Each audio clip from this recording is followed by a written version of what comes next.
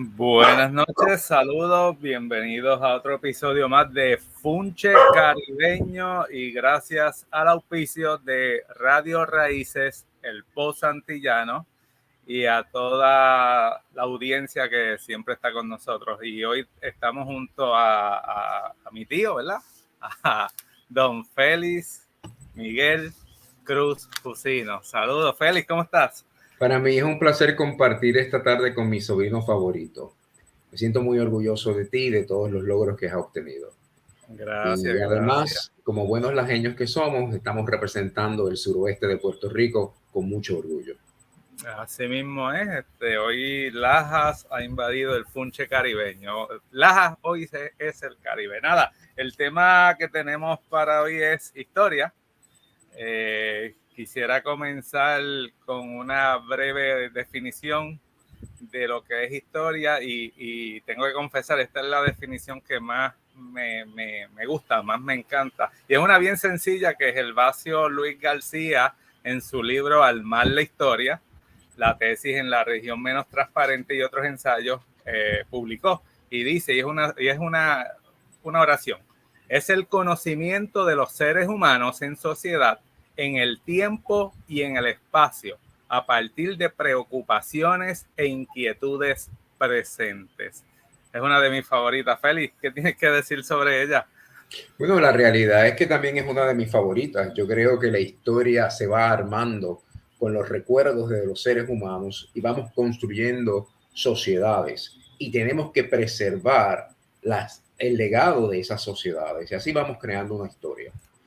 Tú sabes que lo más interesante es que nosotros en nuestro desarrollo como estudiosos de la historia hemos ido viendo cómo el campo va evolucionando y conceptos como prehistoria, por lo menos yo no lo acepto, yo entiendo que tú tampoco, ¿verdad? Porque si estamos hablando de la historia del ser humano, es desde el momento que el ser humano está en la Tierra. Y cuando se creó ese concepto de prehistoria, se estaba pensando que era cuando el ser humano no podía comunicarse de manera escrita. De hecho, y realmente la historia ha ido evolucionando, ¿verdad? Sí. Yo creo que en el siglo XXI hemos vuelto a los orígenes de la historia, porque estamos rescatando la historia oral a la vez que la documentamos, ¿verdad? ¿Qué es el principio de la historia? La narración de la vida y las costumbres, las tradiciones, el legado de los guerreros, el legado de los agricultores, de los cazadores, fue dando orígenes a mitos y leyendas, y la historia fue recogiendo esos mitos y leyendas y los fue depurando. Yo creo que eso estamos en un proceso de depurar, pero hemos vuelto a los inicios de lo que la historia era, una gran narración. Sí. Una visión, un concepto de lo que es la sociedad, de lo que somos los hombres y las mujeres que integramos esa sociedad. Muy buenas noches, ¿cómo están ustedes? Porque a mí no me dejaban entrar. ¿Cómo estás, Pablo Crespo, y cómo está Félix Fusino? Saludos, Daniel. Aquí estamos en Funche, pero ya ni me dejan entrar el programa desde que Félix tomó control la semana pasada y el otro también, el Padre y el Hijo. Y entonces yo no soy ni el Espíritu Santo, yo estoy desplazado, yo soy migrante. ¿Está bien? Si está el Padre y el Hijo, tú eres el Espíritu Santo, porque el programa... esa conceptualización cristiana es interesante. Es la única religión donde vemos que lo integra una trinidad de varones, ¿verdad? Fuera de la hindú, pero los hindúes estaban casados y aquí el Padre, el Hijo y el Espíritu Santo están solteros. Bien, buenas tardes a todas y a todos que nos escuchan. Esto es Funche Caribeño, espero que estén bien. Hoy tenemos atracciones especiales.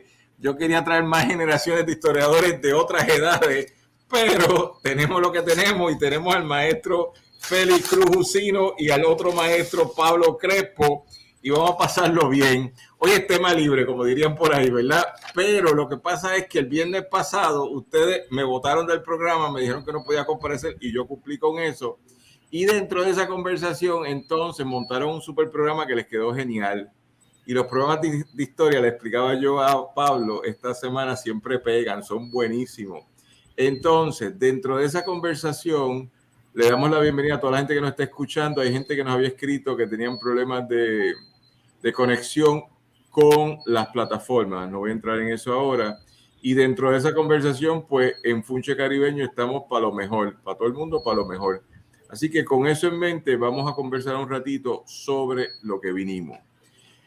Hoy, con Pablo Crespo y Félix Cruz, transmitiendo desde San Juan por el Pozo Antillano y transmitiendo simultáneamente de Radio Raíces, yo quería darle un seguimiento a historia, porque hay varias cosas pasando, y uno es la Asamblea General Anual de la Asociación Puertorriqueña de Historiadores. Y esto está por un lado. Y por otro lado, en un país tan querible como el nuestro, que pasan cosas tan bonitas, donde todos tenemos tantos grandes proyectos, pero realmente hablando pasan cosas que a veces uno ni entiende, como la extensión del contrato de Luma, que se extendió como un acto de magia, independientemente de que usted no tenga luz. Así que lo que yo quisiera saber en esta conversación es, ¿dónde? Es una pregunta que el compañero Félix me dijo, no, de eso vamos a hablar. Y la pregunta ingenua que yo hago es, ¿dónde vamos con la historia? Así que cuéntenme ustedes, ¿dónde vamos con la historia? Dale, Pablo, primero. Bueno, ¿dónde vamos con la historia? Pues, de hecho, antes que tú llegaras, Daniel, ya se había comenzado con una pequeña definición, pero lo que tú traes es bien importante, ¿verdad? Uno de los elementos por lo cual, a veces no siempre, por los cuales estudiamos la historia, para no estar, cuando analizamos el pasado, no cometer los mismos errores que se cometieron antes, y a veces decisiones como esta.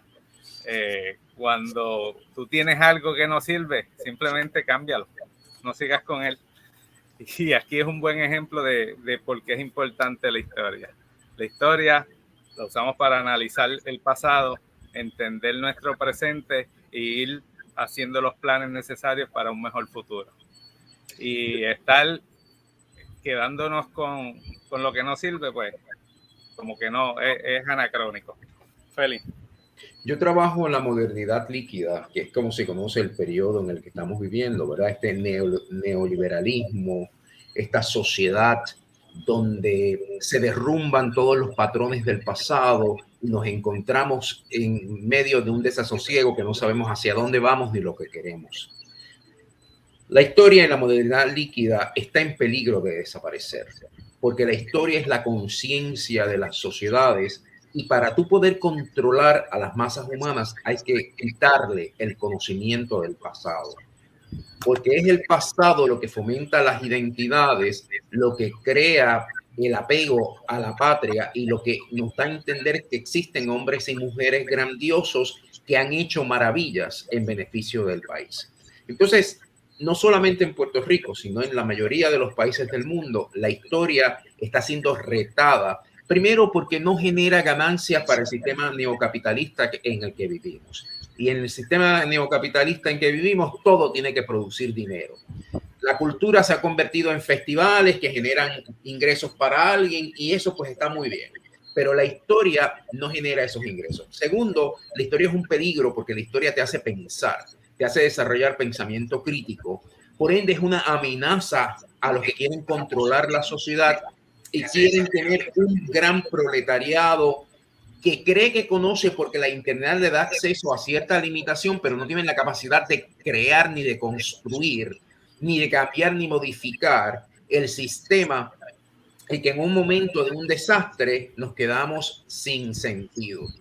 Y para concluir, la historia crea apegos, crea emociones. La historia es emotiva porque nos hace crear conciencia de que pertenecemos a un pueblo, a una cultura, a una comunidad. Y en la modernidad líquida y en esta globalización gigantesca no quieren que esos sentimientos afloren porque la idea es crear un gran imperio mundial que controle y defina lo que cada país debe representar dentro de ese encaje mundial. Entonces, yo creo que la historia está peligrando principalmente por el sistema y segundo, porque los historiadores todavía siguen pensando que tenemos que pertenecer al claustro. Los historiadores son locos haciendo trabajos, simposios para ellos, pero se olvidan que el propósito de la historia y de un historiador es enseñar a las comunidades a conocer su pasado para poder fomentar un presente y crear conciencia de identidad. Lo que hacían los beíques, lo que hacían los chamanes en el pasado, ¿verdad? Se reunían toda la tribu y ellos narraban la historia de la tribu. Y esa es la labor del historiador y esa debe ser el principal paradigma que debe ser cambiado. Ya el historiador no puede permanecer en las universidades, no puede permanecer en las academias. Si quiere hacer un trabajo y quiere reconstruir las sociedades, tiene que ir al campo, a la gente, a las comunidades. Sí, 100% de acuerdo con eso. Ese debate se magnifica de distintas formas y la gente, por lo menos donde yo voy a trabajar todos los días, que es la Universidad de Puerto Rico, pues se habla de esto. Y yo lo que pienso es que vamos a reducirlo. En las palabras tuyas de Félix y en las palabras de Pablo, ¿cuál es la historia que queremos hablar? Porque esto de la modernidad líquida de Bowman está chévere. También podemos traer a otra gente que están de moda en estos días. Pero mi impresión es que el mundo está cambiando aceleradamente, que por ejemplo ya vivimos procesos que ni sabemos de qué tratan, y dentro de eso, ¿con qué nos apegamos, a qué nos amarramos? Y te voy a dar un ejemplo que me ha parecido interesantísimo, que lo discutíamos en el post antillano en el día de hoy. Ahí hay un muchacho que dice que se murió en Puerto Rico, Titian Kullender, un criptomoneda empresario, pero tú sabes que no saben dónde está el cuerpo, nadie sabe. A nivel global se dice que se murió aquí, ayer o antes de ayer, pero nadie sabe dónde está el cuerpo. Y eso me parece hasta interesante, que se crean narrativas sobre cosas que nadie sabe si son ciertas o falsas. Y hay algo de que me hace pensar que en este momento todos los procesos de la vieja historia que nos gobernaron van desapareciendo rápidamente y de una forma sumamente torbellinesca. Esa palabra es nueva, pero suena bien, como un torbellino de velocidad. Entonces, yo tengo unos gobernantes de turno, los que sean, que ya no hablan ni de patria ni nación, ni de la identidad puertorriqueña, hablan de administración de fondos. Y yo, en otro contexto que estábamos hoy, me quedé pensando que va a llegar un punto de que yo no tengo nada. Y cuando yo te digo que no tengo nada, es que yo vivo en una piedra en el Caribe, que pudiera ser Islas Vírgenes. Por lo tanto, ¿para qué aferrarnos a la historia y a cuál historia nos aferramos? Eso es lo que yo creo que empieza a ser más relevante en este momento. Porque ahora, tú sabes, se murió un americano que vivía aquí, que no era de Hong Kong inicialmente. Pero entonces, esa es la gran noticia, que no tiene nada que ver con Chucha, ni con Chucho, ni con, por decir algo, afirmar la puertorriqueñidad en el mes de noviembre, si se afirmó, que es otra cosa. No sé cómo ustedes lo ven. Ahí, analizando lo que estás diciendo, ¿verdad? Hace 20, 30 años, uno iba al periódico y uno encontraba lo que estaba pasando en el país en distintos ámbitos. Hoy uno tiene que ir a Twitter o a Facebook porque las líneas editoriales de la mayoría de los periódicos, exceptuando los que son alternativos o independientes, y en este caso el Post Antillano se lleva 5 estrellas de 5 en ese aspecto, pues exceptuando ese tipo de periodismo o el periodismo investigativo, lo demás va dirigido a perpetuar o a anclar a una clase gobernante que lo único que desea es que pues, vivamos el momento y nos olvidemos de cosas tan esenciales como quiénes somos. Y en ese sentido, pues tanto la labor del periódico El Post Antillano, la labor de Félix con esa tremenda publicación que hizo sobre Benecel, nos lleva a pensar y analizar. En realidad somos lo que la actualidad nos quiere hacer ver que somos, o somos algo distinto. Entonces vemos los cambios de pensamiento de un censo a otro. En un censo el 90% era blanco y de repente eso baja a un 30, 40%. Y la gente se pregunta, ¿cómo es posible que todos los blancos se fueron para Estados Unidos? ¿O la gente empezó a cambiar su mentalidad? La mentalidad la estamos cambiando de manera individual, pero nos falta ese clic para hacerlo de manera colectiva y poder llevar este pensamiento a otro nivel. Yo tengo que añadir, Daniel, y de eso hablábamos, Félix, para que traigas al coreano, que estábamos hablando del coreano esta semana. Sí, definitivamente. Quiero mencionar algo antes de que entremos en eso un poquito más tarde. Quiero hablar del baile, baraja y botella. Tradicionalmente, los gobiernos de Puerto Rico han sido baile, baraja y botella. Los gobiernos han sido ineficientes, incapaces de llevar al país a crear una economía autosustentable, porque no le conviene a los gobernantes ni le conviene a los imperios de los que hemos sido parte. Entonces, mientras los gobiernos y sus amigos de la derecha dominen los medios de comunicación, nosotros no vamos a tener acceso a la verdad histórica de lo que somos y lo que está sucediendo en el país. Acuérdate que los medios de comunicación quieren vender a toda costa. Y lo mismo que sucedía en el Coliseo Romano, donde se reunía la gente, le daban comida y nos tiraban a los leones, pues sucede hoy día. Los medios de comunicación son cómplices de la desinformación porque no quieren que las personas estén informadas. La historia te informa, por ende la historia es enemiga del sistema porque te hace pensar. Ahora bien, dentro de la estructura social en la cual vivimos, hay una pequeña, y no queremos hablar de revoluciones porque nuestro amigo el coreano dice que no estamos en tiempos de revolución y eso es una realidad. Las revoluciones no ocurren como ocurrían antes, pero sí hay cambios dentro de las comunidades que van gestando conciencia de que somos un pueblo diferente, de que hay necesidad de hacer cambios, pero eso está en las raíces del pueblo. Tarda mucho en llegar a Fortaleza, donde están nuestros gobernantes, que cada día son más sosos, menos comunicativos, pero la gente sigue votando por ellos y sigue votando por ellos porque se dejan manipular por grandes mentiras históricas. Cuando nosotros hacemos un análisis de la historia de Puerto Rico, vamos a ver una constancia en mentiras históricas que se han utilizado desde el principio de la colonización por los españoles hasta el presente, en el siglo XXI, que somos colonia estadounidense. Se han utilizado los mismos parámetros para hacerle creer a los puertorriqueños que no servimos, que somos gente fea, que somos incapaces de autogobernarnos. Por ende, la historia que reta ese pensamiento debe ser acallada, no debe de ser conocida. Hay muy pocos medios de comunicación, como lo es el caso del Pojastiñano, que le permite a historiadores hablar de la historia de sus comunidades. Porque tampoco tenemos que hablar que hay diferentes tipos de historia, ¿verdad? Existe una historia nacional, que es la historia de San Juan, que durante todos los años nos han hecho creer que en la isla no ocurría nada más que en San Juan. Y existe un movimiento que ha cambiado eso. Ya San Juan no es importante. Importante es mi comunidad, es mi pueblo, lo que ocurrió en esto y vamos a investigarlo. Hay un surgimiento, ¿verdad?, de buscar nuestros ancestros a través de la genealogía, de identificar nuestros genes. Y eso va creando un mapa diferente de lo que es la puertorriqueñidad y lo que somos los puertorriqueños. Ahora bien, mientras el pueblo quiera creer mentiras y favorezca las mentiras de la derecha y la izquierda sea cada día más derechista, vamos a continuar en una sociedad dominada por el crimen y los problemas sociales en general. Nosotros tenemos serios problemas y eso se llama falta de identidad.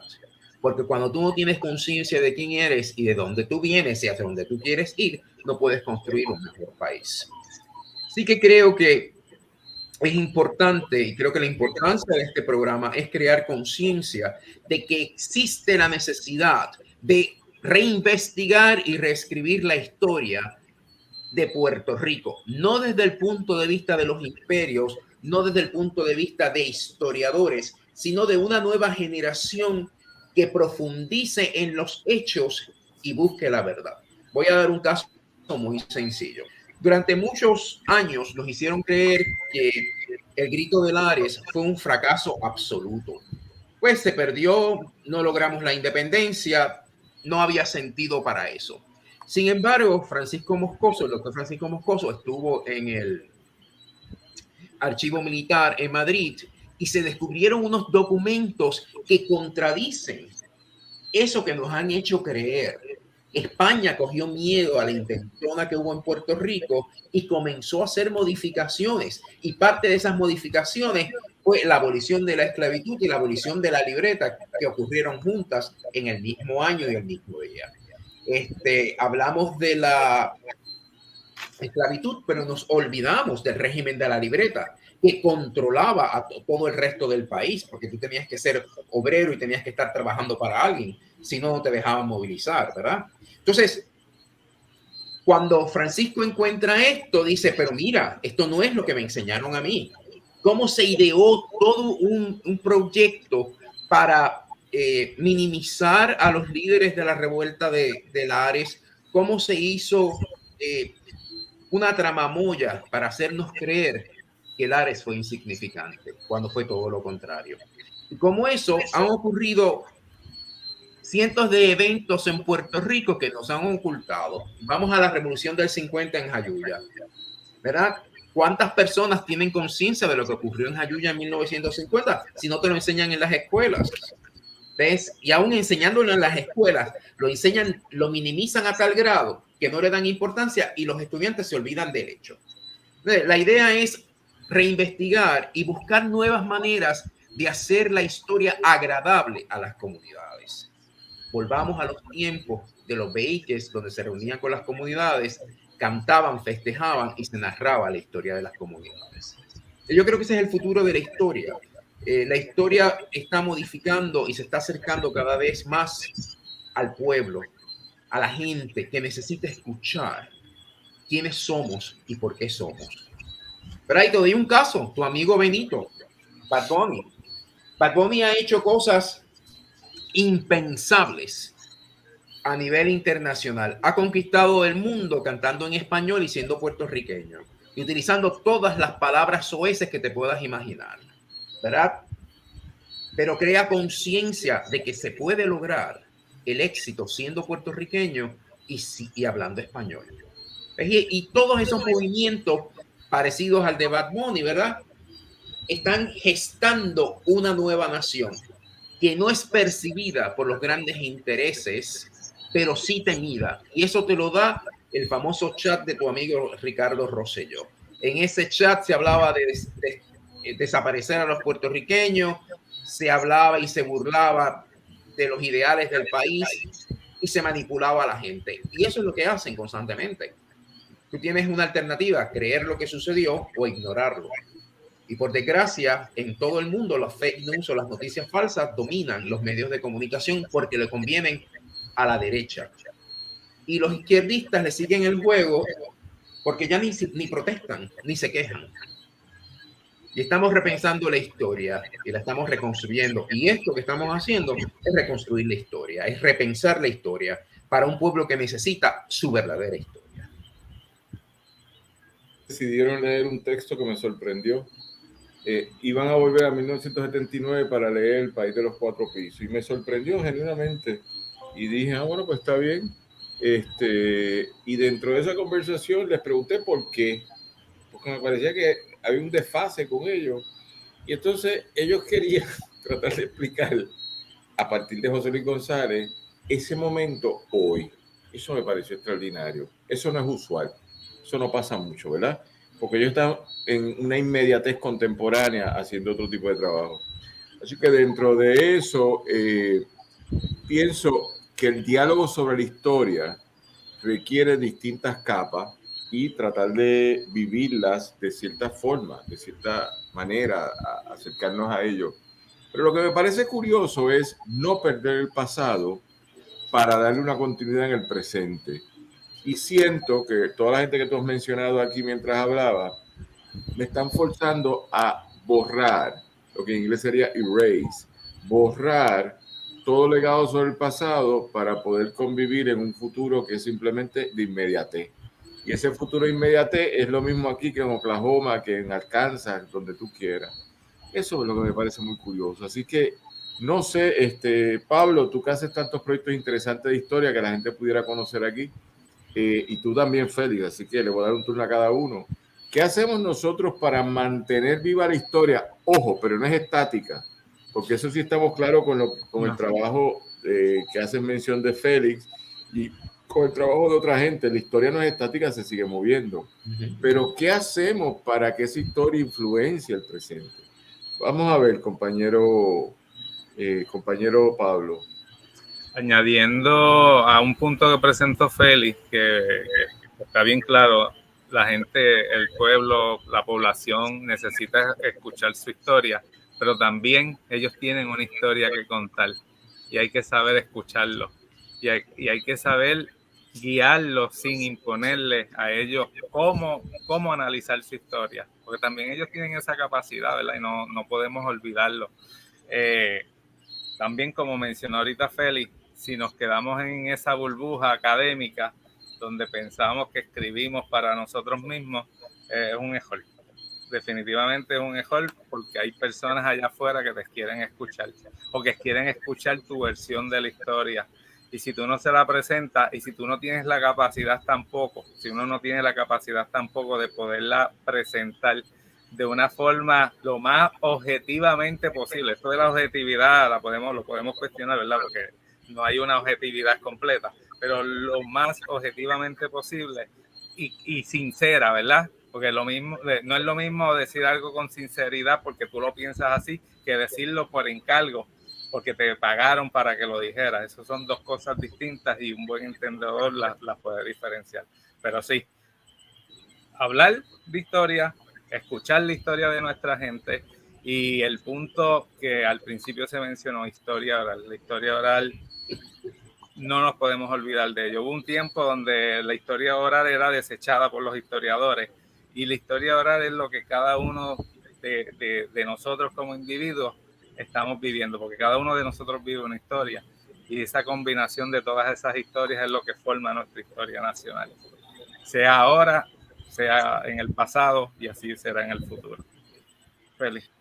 La inmediatez, Daniel Nina, es vivir apurados. Es querer construir 1.000.000 de cosas en un instante. La realidad es que según el periodismo se ha reinventado de aquellos artículos gigantescos, ahora estamos hablando de artículos de 400, 500 palabras, los historiadores tenemos que aprender a hablar y a escribir para no salirnos de esa inmediatez. En mi trabajo sobre la modernidad líquida, yo insisto en que la historia tiene que aprender a ser concisa para poder llegar a más personas dentro de esta inmediatez en la que vivimos. Y buscarnos maneras creativas para que la gente se interese por la historia.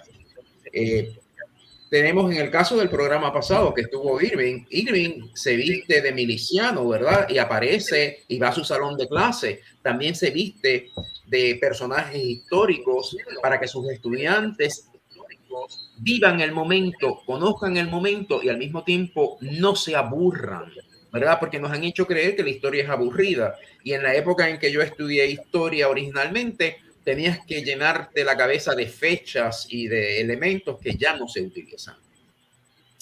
Si nosotros utilizamos la creatividad, utilizamos los medios como lo son la internet, por ejemplo, o el periódico, y creamos imágenes virtuales y vamos a las comunidades y narramos, estamos construyendo una nueva historia. Esa nueva historia no es que nos olvidemos de lo que ocurrió anteriormente, es cómo la narramos para que no desaparezca dentro de la inmediatez.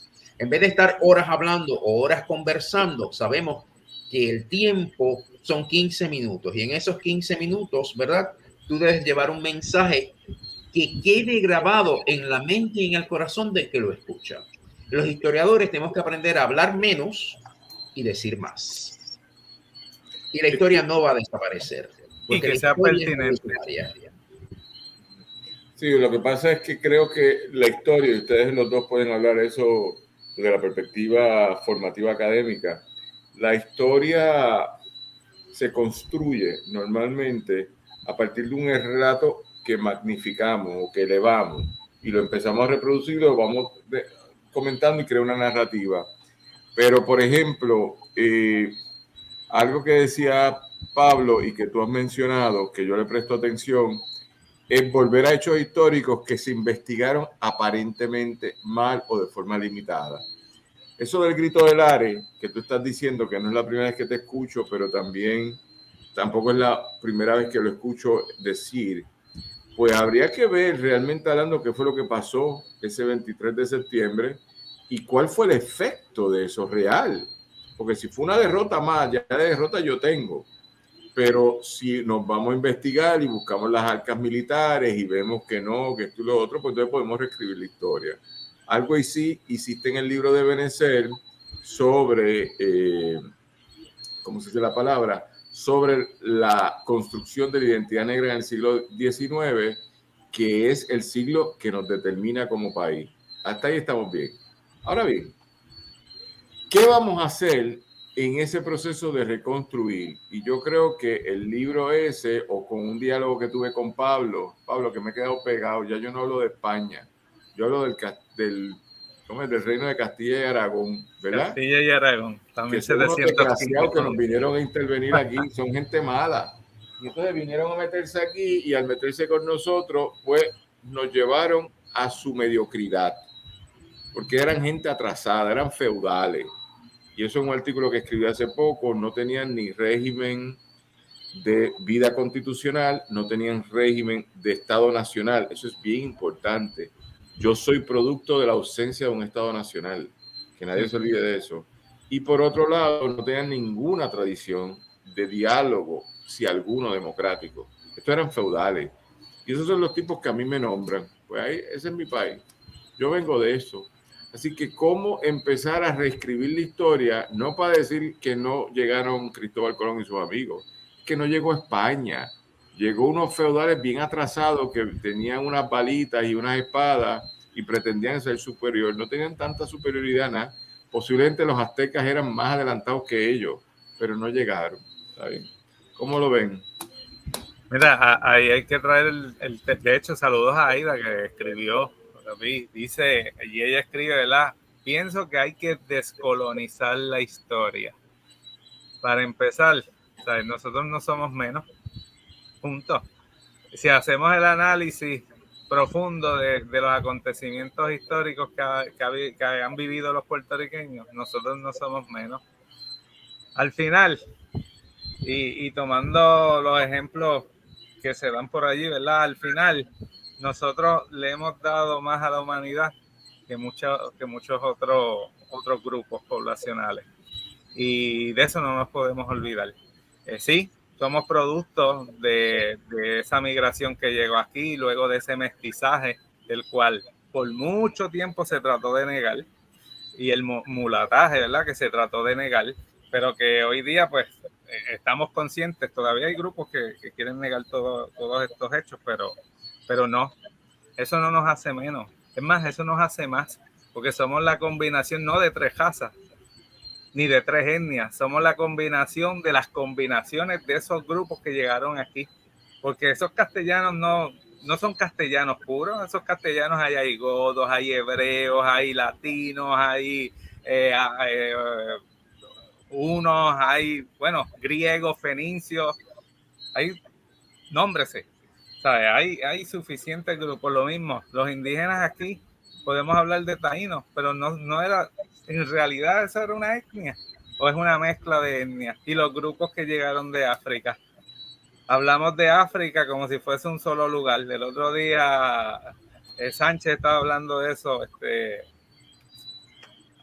se fue el nombre. Los africanos no vinieron de un solo lugar, vinieron de distintos grupos, y anterior a eso también hubo mestizaje. Pues sí, hay que sentirnos orgullosos de ser puertorriqueños, que todavía colectivamente no tenemos la capacidad de dirigirnos como una sociedad nacional. Pues eso hay que trabajarlo y hay que mejorarlo, pero hay que sentirnos orgullosos de ser puertorriqueños. Félix. A mí me da gracia, Daniel, tu comentario sobre los imbéciles que llegaron de Europa aquí en algún momento, y yo lo veo desde otra perspectiva. Yo creo que el universo es tan maravilloso que permitió que los pueblos que ellos pisotearon, nuestros aborígenes y nuestros negros, pudieran socavar su sociedad para construir una nueva sociedad y forjar una nueva identidad. Yo creo que en en ese gran juego, ¿verdad?, que llamamos la conquista, la colonización, ¿verdad? Hay que ver qué fue lo que ocurrió verdaderamente y cómo los grupos marginados fueron apoderándose de la identidad del país a través de la crianza de los hijos, a través de casándose con europeos, indias o negras, o siendo violadas y pariendo hijos, ¿verdad? Tenemos que ver la historia no para juzgar, sino para ver qué fue lo que realmente sucedió. Es bueno hablar de nuestros ancestros europeos, pero también es bueno hablar de nuestros ancestros negros. Creo que lo que tenemos que hacer es rescatar esa gran presencia negra y aborigen que no desapareció de Puerto Rico, porque dejaron de aparecer en el censo los aborígenes en 1800, ¿verdad? Pero siguieron en las indieras, y tú vas a las indieras de Maricao, la parte este de Añasco, la parte norte de Mayagüez, y vas a ver personas con rasgos aborígenes en su totalidad. En mi caso yo tengo un 19% de aborigen. O sea, la realidad es que la historia no podemos juzgarla necesariamente por lo que nos enseñan. Hay que trabajar, y como mencionaste que dijo Aida, hay que descolonizar la historia. Descolonizando la historia es rescatar qué hicieron los grupos oprimidos para socavar la cultura y el gobierno y el control de la clase dominante para ir forjando un nuevo país y una nueva identidad. Y yo creo que eso es la más importante que los historiadores tenemos en este siglo XXI. Es rescatar la historia de los vencidos y cómo estos lograron vencer a los dominadores de Puerto Rico y en el imperio, tanto español como estadounidense. Daniel. Yo no sé si será que yo tengo una semana atolondrada, ¿verdad? Otra más atolondrada, pero ya son demasiadas semanas atolondradas y consecutivas. Pero yo tendría, no sé, un pequeño recuerdo, ¿verdad? Uno es reconocer la historia y ver cómo progresivamente mi historia ha ido cambiando. Yo creo que eso es esencial en este momento. Y dentro de eso, ¿cuáles son las fuerzas sociales que me fuerzan a modificar la historia? Porque yo creo que, por ejemplo, vamos a usar un concepto nación, la nación puertorriqueña. ¿Ustedes se acuerdan si ese término se ha usado en los últimos 10 años? Pues yo creo que ese término se dejó de utilizar cuando el debate de las banderas. El concepto de mi patria. Ese concepto lo seguimos utilizando. Bueno, lo utilizamos en los conciertos de reggaetón o cuando el Gran Combo lo canta. Pero cuando hay que ganar elecciones. Pero los políticos de turno los utilizan. Entonces, en la medida de que yo no hablo de nación y de patria, yo voy convirtiéndome en un enclave, en un islote que hay aquí, que vive gente y que se van para Oklahoma. ¿Entiendes? Que están siempre migrando por Oklahoma, pero realmente hablando no hay una identidad. Así que hay algo de ahí que me preocupa, de que en el devenir, orquestado por alguien, intencionado por alguien, algo ha pasado, pero me han ido modificando las formas de representar mi identidad. Y eso es lo que yo le presto atención. Y en esa modificación, pues, entra en juego, por decir algo, lo que me ha mantenido unido. No es que el equipo de baloncesto femenino llegó muy lejos este año, el equipo de baloncesto masculino a lo mejor puede llegar, no tenemos a nadie en la Copa de Fútbol, ya yo sé todas esas cosas, pero yo quiero saber si diariamente estoy reproduciendo una identidad o se ha convertido, como dirías tú en otro concepto, en una identidad híbrida o una modernidad, ¿cómo fue el término que tú utilizaste? No es frágil, sino maleable, una identidad como gelatinosa, de gelatina. No sé, eso es lo que a mí me empieza a preocupar, porque trabajando la historia del país en los últimos 20 años, los distintos gobiernos de los dos partidos principales me han ido reduciendo a que ya nadie defiende nada. Porque yo creo que fue Sila, tal vez la última que defendió un concepto de nación, pero Aníbal se diluyó y luego de Aníbal el gobierno de Fortuño fue peor. García Padilla intentó, sin lugar a dudas, pero estos últimos 8 años de los PNP al comando han sido muy problemáticos en la medida de que ellos han ido revolucionando todo y si pudieran cambiar la bandera mañana, ¿entiendes? Y harían una bandera como la de Texas que se parece, porque nadie se va a dar cuenta. No sé, tengo esa preocupación, no sé si será el cansancio. Yo no creo que sea el cansancio, creo que tienes una visión clara de lo que está sucediendo, pero al mismo tiempo tienes que darte cuenta cuando tú tienes un gobernador que va al Tribunal Supremo de los Estados Unidos para defender la soberanía del Estado Libre Asociado. Ese concepto hay que repensarlo. Como un anexionista va a ir a defender la supuesta soberanía del Estado Libre Asociado de Puerto Rico? O sea, yo creo que la historia, la identidad y la cultura evolucionan. Nosotros no podemos detener la evolución natural de la identidad, de la cultura y de la historia, que es el producto de esas dos anteriores, ¿verdad? Pero sí creo que están habiendo cambios y se está quebrando lo monolítico para dar espacio a un nuevo surgimiento, a una nueva definición de lo que es la identidad de los puertorriqueños. Y la historia tiene que estar presente en ese proceso y unirnos a los diferentes movimientos que hay en las diferentes comunidades para poder formar una nueva idea de lo que es la identidad. La identidad no va a desaparecer, Daniel, va a evolucionar, pero siempre se van a mantener rasgos que nos van a asociar con el siglo XX, el siglo XIX, porque los cambios ocurren, pero no desaparecen lo que son los elementos que nos hacen puertorriqueños. Esos siempre perduran y están presentes en la actualidad. Y están presentes en medios de protestas, como lo es el reggaetón, como en medio de lo que ocurrió en el verano del 19. Y no podemos negar de que sí existe un movimiento del sistema, de la gente que domina la economía y el poder político del país, de erradicar a los puertorriqueños. Pero al mismo tiempo, cada vez que han intentado erradicar a los puertorriqueños, tarde o temprano los puertorriqueños nos rebelamos y nos imponemos contra estos grupos que tratan de destruir nuestra identidad y lo que somos como pueblo. Bueno, y el mejor ejemplo es nuestro idioma. Aquí estamos, todavía estamos hablando español, nos estamos comunicando en español y han pasado, ¿cuánto? 124 años. Bueno, pero yo no dudo que todo eso siga pasando y la resistencia, pero a fin de cuentas el estadito colonial promueve o desaprueba o no promueve la identidad nacional. Es un debate técnico extraordinario. ¿Qué es lo que hace la nación? La sociedad civil en un juego de baloncesto mañana gritando Puerto Rico, Puerto Rico, Puerto Rico, o la afirmación por parte de nuestro jefe de gobierno que diga esta es mi nación, esto y lo otro. Posiblemente es una combinación de factores, pero estamos en un momento donde cuando yo te escuché ahorita hablar de la revuelta de Lares de 1868, pues me quedé así porque me pareció tan bonito lo que estabas diciendo de que a lo mejor la historia fue distinta. Nosotros tendríamos que reescribir la historia y crear una nueva narrativa, pero la historia fue la que fue, ¿verdad? Buena o mala. Y dentro de esa consideración, si no investigamos cosas nuevas y las decimos y las publicamos, no se reformula el paradigma dominante.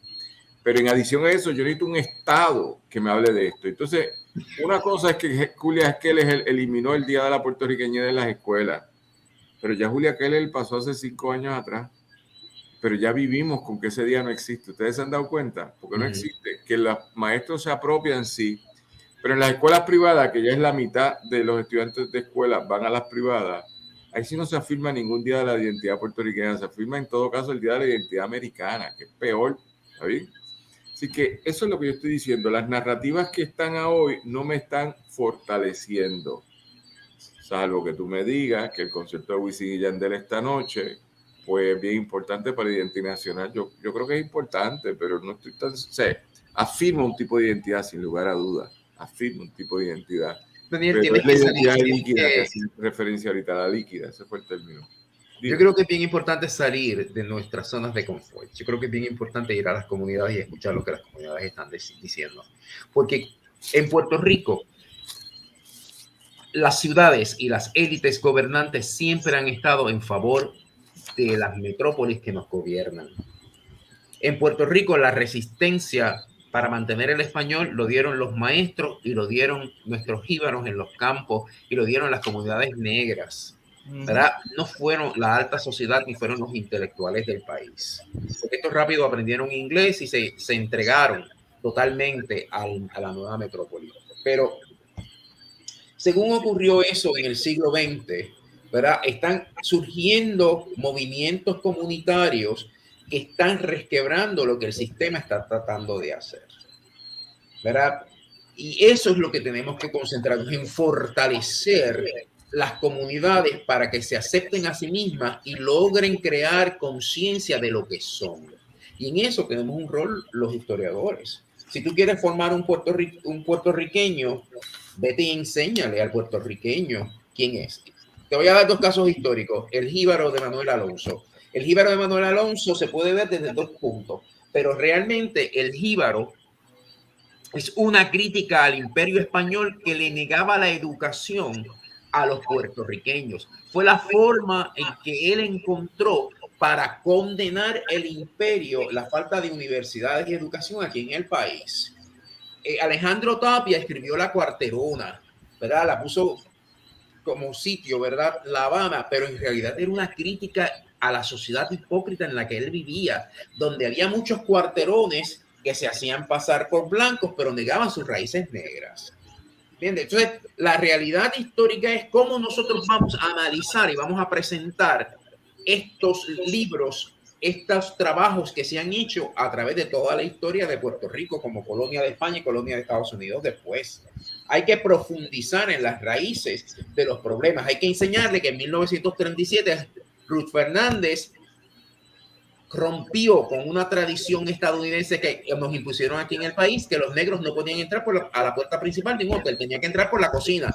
Eso fue en 1937. La negra de Ponce dijo, yo entro por la puerta principal. Nadie se atrevió a detenerla porque iba como una diosa, firme y segura de lo que quería lograr, ¿verdad? Nosotros hemos tenido leyes, primero, que benefician, ¿verdad?, a todas las comunidades, como lo hizo don Ernesto Ramos Antonini en 1943, que condenó la segregación racial en los restaurantes y en los lugares públicos en Puerto Rico. O sea, también hay que rescatar esa historia que no nos venden, que no nos enseñan, que es importante para crear una identidad nacional y repensarnos nosotros y conocer las verdades del imperio. El imperio ha sido pésimo y ha tratado de destruir lo que somos, pero nosotros nos hemos resistido. ¿Verdad, Pablo? Así mismo, ¿verdad? También me hiciste pensar en la mordaza. Tener la bandera estaba prohibitivo. Claro. Y al final, ¿qué pasó? Tenemos nuestra bandera. Todavía está el debate del color del azul, pero esos son pequeñeces y que luego se pueden trabajar.